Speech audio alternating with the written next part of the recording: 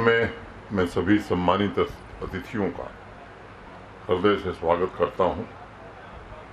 सभी कलाकारों, मराठा रेजिमेंट के सभी बहादुर जवानों, अधिकारियों, विद्यार्थियों और अध्यापकों, बीएसएफ के जवानों, सबका एक बार फिर से हृदय से अभिनंदन।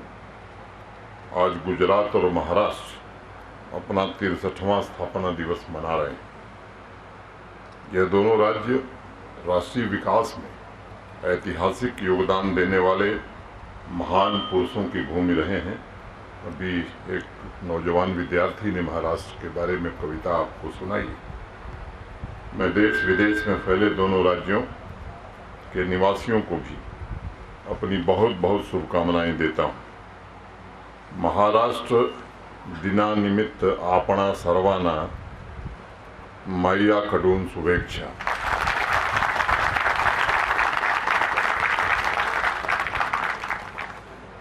गुजरात स्थापना दिवस हृदयपूर्वक शुभेच्छा पाठवछूं।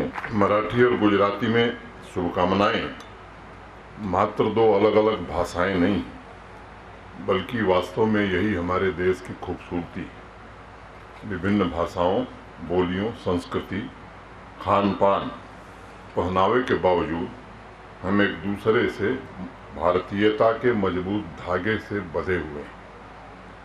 एक तरफ गर्वी गुजरात की मिट्टी लोगों को उद्यमशीलता, उत्साह, सरल एवं सहज स्वभाव है, तो दूसरी तरफ महाराष्ट्र है जिसने उद्यम, शौर्य और आध्यात्मिक प्रतिभा से भारतवर्ष को संपूर्ण विश्व में नई ऊंचाई प्रदान की है। अगर आप भारतवर्ष के मानचित्र को देखें तो दोनों राज्य एक मजबूत भुजा के रूप में दिखाई पड़ते हैं, जिन्होंने अपनी कर्मठता से देश की विकास की यात्रा को बहुत बड़ी ताकत दी है। और हमारे यहाँ कहा भी जाता है कि भारत कोई जमीन का टुकड़ा नहीं है, ये जीता जागता राष्ट्र पुरुष है। कश्मीर इसका किरीट है, गौरी शंकर इसकी शिखा है, पंजाब और हरियाणा इसके वक्ष हैं, तो दिल्ली इसका दिल है। महाराष्ट्र और गुजरात इसकी दो मजबूत भुजाएं हैं।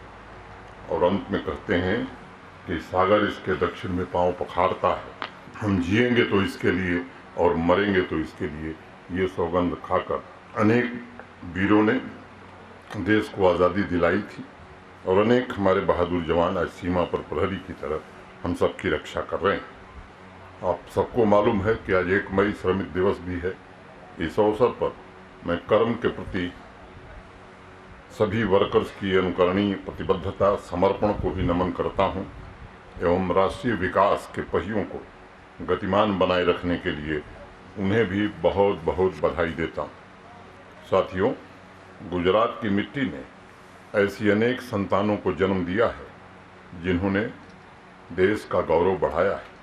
पूज्य महात्मा गांधी, आदरणीय सरदार पटेल, अनेक ऐसे नाम, देश के वर्तमान प्रधानमंत्री, अनेक लोगों ने अपनी अदम्य इच्छा शक्ति, निस्वार्थ कर्मठता, आत्मविश्वास से देश की तकदीर एवं तस्वीर दोनों को बदलने का काम किया है। बापू ने पूरी दुनिया को और देश को सत्य, अहिंसा, निष्काम सेवा, त्याग, प्रेम और सहिष्णुता का दर्शन सौंपकर जहाँ स्वतंत्रता आंदोलन को जन आंदोलन बना दिया, स्वतंत्रता प्राप्ति के पश्चात वंचितों के सामाजिक न्याय, हर एक नागरिक की गरिमा की रक्षा, समानता, सर्वधर्म समभाव का मार्ग प्रशस्त करके बापू ने भारतवर्ष के समावेशी विकास की नींव रखी थी। और उन्होंने माई फिलॉसफी ऑफ लाइफ पुस्तक में हमें जीवन का एक बहुत ही महत्वपूर्ण सूत्र भी दिया था। उन्होंने लिखा था, कुछ आंतरिक सिद्धांत होते हैं जिन पर समझौता नहीं होता, तथा व्यक्ति को उन सिद्धांतों पर चलने के लिए, अपना जीवन कुर्बान करने के लिए सदैव तैयार रहना चाहिए। बापू का जीवन हमें प्रेरणा देता है। इंसान के सामने चाहे जितनी भी कठिन परिस्थितियां आएं, उन्हें अपने सिद्धांत से कभी पीछे नहीं हटना चाहिए। आज गुजरात स्थापना दिवस के अवसर पर हम सभी को बापू के आदर्शों का अनुसरण करने का संकल्प दोहराने की प्रबल आवश्यकता महसूस होती है। हमें एक भारत श्रेष्ठ भारत के निर्माता लौह पुरुष सरदार वल्लभ भाई पटेल के आदर्शों एवं सपनों को भी स्मृति पटल पर जीवंत बनाए रखने की आवश्यकता है। भारत को संगठित रखने, उसे अपने पैरों पर खड़ा करने में सरदार पटेल ने अतुलनीय योगदान दिया है। उन्होंने हमें हर क्षण मेहनत करने का संकल्प दिया। मुझे स्मरण है, जुलाई 1948 के कार्यक्रम में सरदार पटेल ने कहा था, भारत के सभी वीर पुत्रों का ये कर्तव्य है कि वे देखें कि विकास की गति पीछे ना जाकर आगे की ओर हो। हमें यह बात समझनी चाहिए कि यदि हमें विश्व में अपना सम्मानजनक स्थान बनाना है तो यह केवल कहने से नहीं होगा, बल्कि इसके लिए हमें हर क्षण मेहनत करनी होगी। आज जब भारतवर्ष वैश्विक परिदृश्य पर तेजी से उभर रहा है, हमें सरदार पटेल के विचारों तथा उनके जीवन कार्यों से प्रेरणा लेकर स्वयं राष्ट्र को निर्माण के लिए समर्पित करने की आवश्यकता ज़्यादा महसूस हो रही है। साथियों, गुजराती में अक्सर एक कहावत कही जाती है, टीपी टीपी सरोवर बंधाए, बूंद बूंद से ही झील बनती है।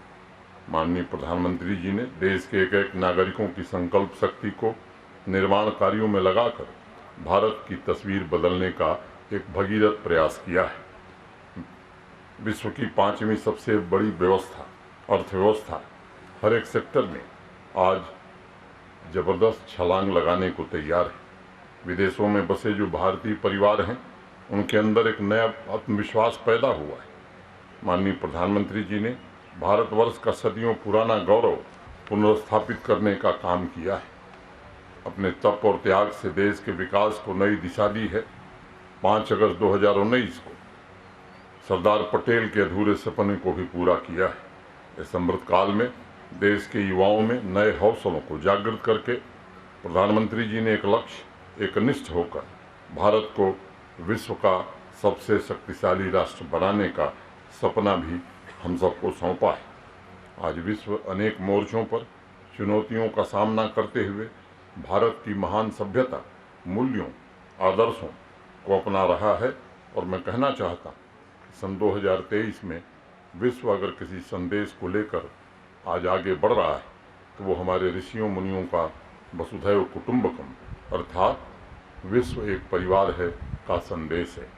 आज इस पावन अवसर पर मैं गुजरात के सपूत महान स्वतंत्रता सेनानी श्यामजी कृष्ण वर्मा को भी स्मरण करना चाहूँगा। भारत के भविष्य की नींव के निर्माण में श्यामजी कृष्ण वर्मा का अप्रतिम योगदान रहा है। हर क्षण देश की एकता, अखंडता की रक्षा करके विकास के महायज्ञ में अपनी आहुति देकर ही उन्हें सच्ची श्रद्धांजलि दी जा सकती है। साथियों, 17 जनवरी 1948 को मुंबई के चौपाटी पर सरदार पटेल ने एक बड़ी सभा की थी। उन्होंने देश के बंटवारे के बाद पैदा हुए परिदृश्य को सामने रखते हुए वहाँ इकट्ठी हुई भीड़ से कहा था, मैं अपनी कहानी सुनाने नहीं आया, बल्कि हमें क्या करना चाहिए ये सुनाने आया। वह देश की आर्थिक राजधानी में नई ऊर्जा का संचार करने गए थे और उन्होंने कहा था, मुंबई का हिंदुस्तान में पहला नंबर है। इतिहास में महाराष्ट्र को अर्थ, आध्यात्म, शौर्य एवं बलिदान की धरती के रूप में जाना जाता है। छत्रपति शिवाजी महाराज, बाजीराव माधवराव पेशवा, होलकर, सरदार शिंदे जैसे अनेक महापुरुषों ने माँ भारती की सेवा और राष्ट्रीय एकात्मता के लिए अपने आप को समर्पित कर दिया था। आप भारत के किसी भी तीर्थ स्थान पर जाइए, वहाँ आपको अहिल्याबाई होलकर का नाम अवश्य सुनाई पड़ेगा। महाराष्ट्र में जन्मे संत नामदेव की आध्यात्मिक ऊर्जा सिर्फ वहीं तक सीमित नहीं है, बल्कि कश्मीर से लेकर कन्याकुमारी तक उनके लिखे दोहे एवं अभंग सुनाई पड़ते हैं। संत ज्ञानेश्वर, संत तुकाराम ने सामाजिक समता एवं विश्व बंधुत्व की भावना देश के कोने कोने में फैलाई और समाज में जाति भेद खत्म करने की ज्योत भी जलाई। संत ज्ञानेश्वर ने विश्व शांति और नवमार्ग की अद्भुत प्रार्थना समाज को दी। दुरितांचे तिमिर जावो विश्व स्वधर्म सूर्य पाहो, जोजे वांछिल तोते लाहो प्राणी जात। यह समस्त मानव जाति के कल्याण का मार्ग था। देश की आज़ादी के लड़ाई में नई ऊर्जा का संचार करने वाले लोकमान्य बाल गंगाधर तिलक, वीर सावरकर तथा महान समाज सुधारक महात्मा फूले महाराष्ट्र की मिट्टी में ही पैदा हुए थे। इन सभी महापुरुषों ने देश की भावनात्मक एकता के लिए निरंतर प्रयास किया और देश की संस्कृति को विविधतापूर्ण तथा समृद्ध बनाया। डॉक्टर भीमराव अंबेडकर जी ने आज हम सबको बराबरी का अधिकार दिया। आज पूरा देश गणेश उत्सव मनाता है, लेकिन देश का सबसे पहला सार्वजनिक गणेश उत्सव पुणे में 1893 में मनाया गया था। उस समय अंग्रेजी हुकूमत तरह तरह के षड्यंत्र करती थी कि इस तरह के उत्सवों का आयोजन न हो, लेकिन बाद के वर्षों में लोकमान्य तिलक ने लोगों से कहा कि गणेश की आराधना करते वक्त स्वतंत्रता और साम्राज्य की मांग करने की हमारी परंपरा रही है। 1907 में उन्होंने गणेश उत्सव के अवसर पर कहा था कि अगले गणेश उत्सव तक आपके मन में स्वतंत्रता के लिए उत्कंठा और तीव्र होगी। मैं ऐसी कामना करता हूँ कि आपकी कोशिशों को एक न एक दिन फल जरूर मिले। अगर देखा जाए तो उद्योगों के अलावा महाराष्ट्र ने शिल्प कला, संगीत, सिनेमा, नाटक जैसे क्षेत्रों में प्रगति का सर्वोत्कृष्ट उदाहरण देश के सामने प्रस्तुत किया है। आज ये हमारा सौभाग्य है कि गुजरात एवं महाराष्ट्र स्थापना दिवस के अवसर पर भारत माता को बेड़ियों से आज़ाद कराने वाले अनेक महान पुरुषों का स्मरण करने का मौका हम सबको मिला है। माननीय प्रधानमंत्री जी के नेतृत्व में पूरा देश कंधे से कंधा मिलाकर इन महापुरुषों के सपनों को साकार करने की कोशिश कर रहा है। हम सभी अपने लक्ष्यों में सफल हों, मैं ऐसी कामना करता हूँ। महाराष्ट्र एवं गुजरात के भाई बहनों को इस शुभ अवसर पर पुनः एक बार फिर से बहुत बहुत बधाई देता हूँ।